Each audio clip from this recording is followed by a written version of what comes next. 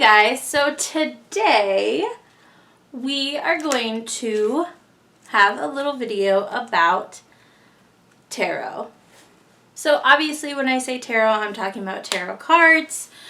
So what are tarot cards? So obviously I've gotten into Wicca, which just, Wicca, you get a lot of pagan stuff, most of the time, and pagan, tarot, Wicca, all just kind of, it's intermingled. Like, it's a lot of the same stuff. A lot of Wiccans use tarot, practice tarot, pagans the same. So I am still very, very new to tarot, but I have delved into it a lot. I still am at a point where I don't even know the meanings of most of the cards, like the true actual meanings. So a lot of people use tarot for divination purposes. I am not one of those people. If I am attempting divination of any kind, I tend to prefer to use pendulums. I have quite a few, and I actually have, oh, that had some nice pull to it. This is my rose quartz one, and I love it. Like, it has a really, I was not expecting this. It has a really good energy about it. Sorry, I pulled it out and held it, and there's just this. We're not getting into that right now. If I am also doing some divination work, I tend to use mirrors. Mirrors are really good for that, or seeing stones, seer stones.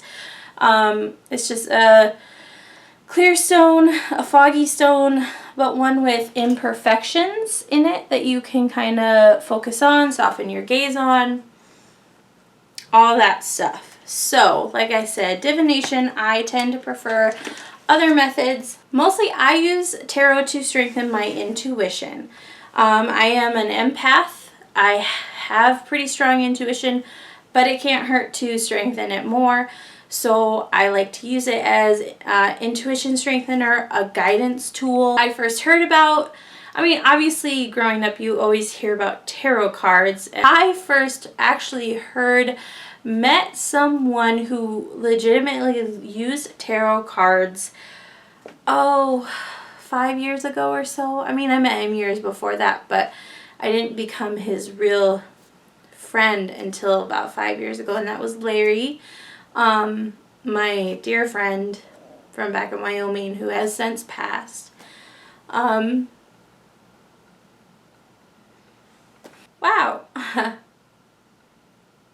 I got emotional there for a moment. I wasn't expecting that. Anyway, woo! Okay, so he first introduced me to tarot, rune stones. So much of my Wicca journey began with him. Just introducing me to different stuff and seeing this normal person living out, he was pagan, living out this pagan lifestyle, and I was like, that actually looks okay. And not, evil and everything I was always told. Well, I have 2 decks. When picking a tarot deck, you want to pick one that speaks to you. My first deck, I have 2 decks, but for the life of me, I can't find one of them, and that's my Rider-Waite deck, which is the most common tarot deck you'll ever see. Odds are, if you've seen something depicting a tarot card reader, you've seen this deck.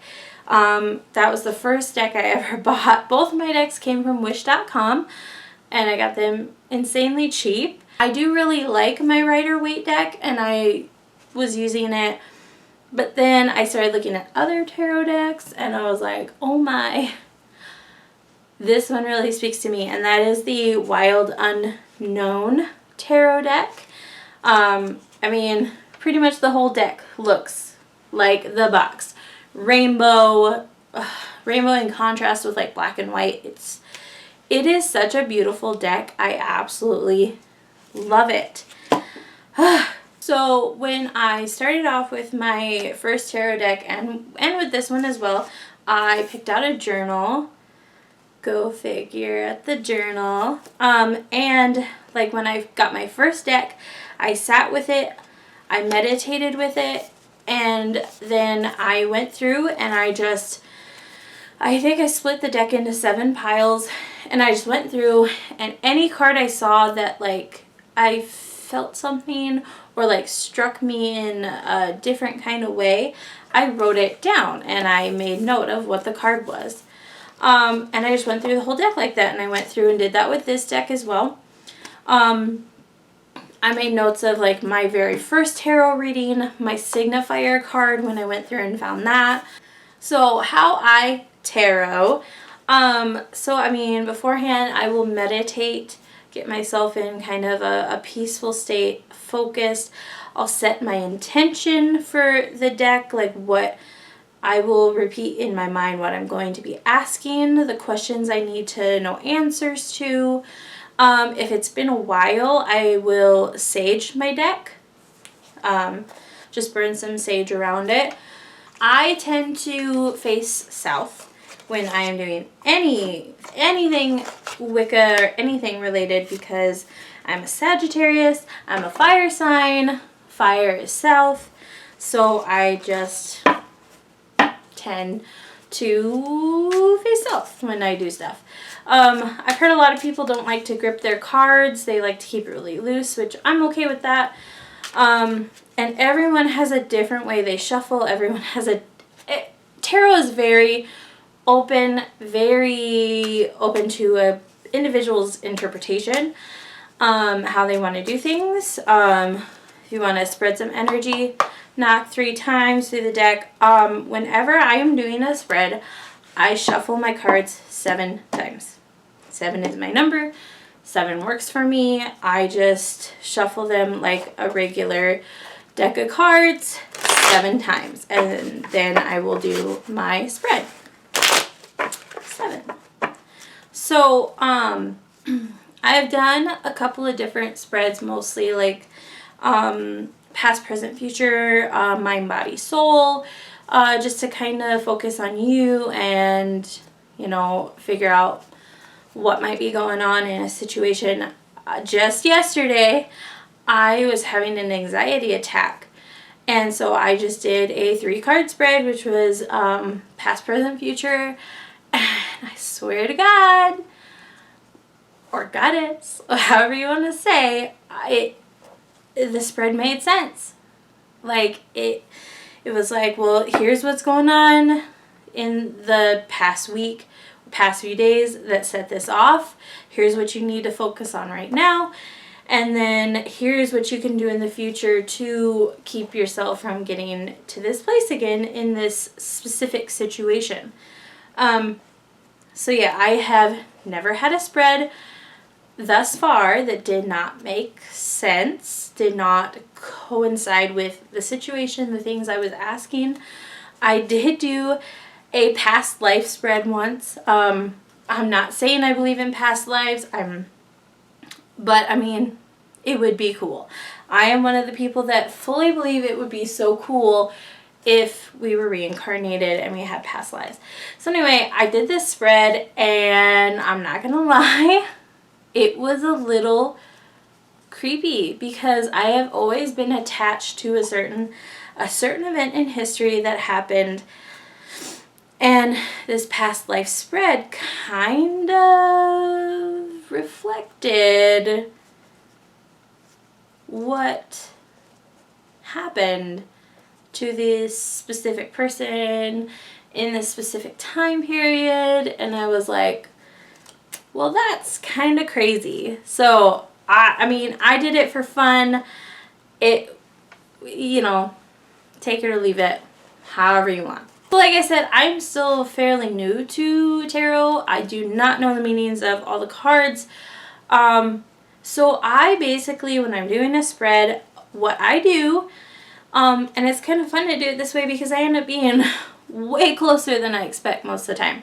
So I will do my spread. I will look at each card carefully. I will make my interpretations of what I think the card means in my given situation. And then I will go and look up what the card actually is supposed to mean. And sometimes I get more insight into a situation, and sometimes I'm like, holy crap, I was right. Like, or really close. Like, that's really weird. But I mean, I tend to be pretty intuition heavy about stuff. So, you know, and everyone does it differently. Some people are by the book. Like, they know every card, they know what every single interpretation means and how it reflects. Some people do upside down cards, right side up cards. I really haven't delved into upside down cards yet. So yeah, I've only ever read for myself. I have never read for anyone else. I have never been read by a professional tarot reader. My friend Larry felt he was too close to me to read me. He liked to do like more strangers, people he didn't know very well. So yeah, and I mean, there's a lot of great resources. The bottom card is death. That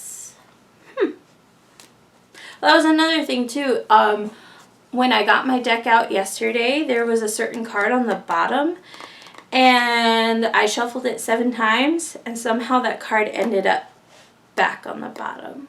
So I had to look into that card, and I was like, oh wow, that card's relevant to my situation. Odd. So, but yeah, there's a lot of good resources. There's a really good website called Biddy Tarot that I'm just now getting familiar with, because they have all the interpretations for the Wild Unknown deck, which I'm getting to know. So why don't we move into doing a spread? So now that we are ready, my energy's in it, I've shuffled it 7 times. I have my notebook ready to make notes on the cards I pull. I will try and face them this way so you guys can see them a little better. So let's go ahead and set your intentions for your deck. The questions you're going to be asking. My hair clip here holding my mat onto my table. Oh my goodness. Like I said, it can always help to do some meditation before, just so you have it really firmly in your mind and you're in a calm state. All right, so why don't we do a 3-card spread for today? It's pretty early in the morning, so let's see what the day could have in store for us. So you can do a 1-card spread, a 2-card, 3, however many you want to do, really. So let's do a 2-card spread for the day.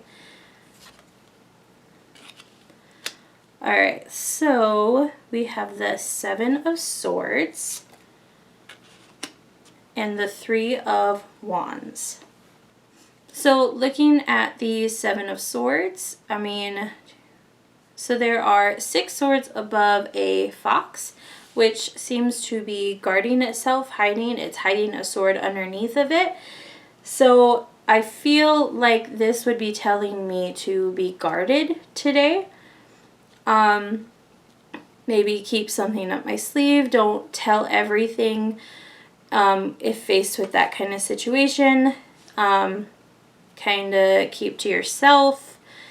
So that's just what I'm getting from that card right now in the moment. I will look up what it means. So then we have the 3 of Wands. 3s are also a big number for me. Oh yeah, 7 and 3. It's my two numbers. Hey, hopefully that's a good sign. So you have these 3 wands that are circling a triangle of very vibrant, bright colors. The rainbow, which is also, I'm a complete rainbow person.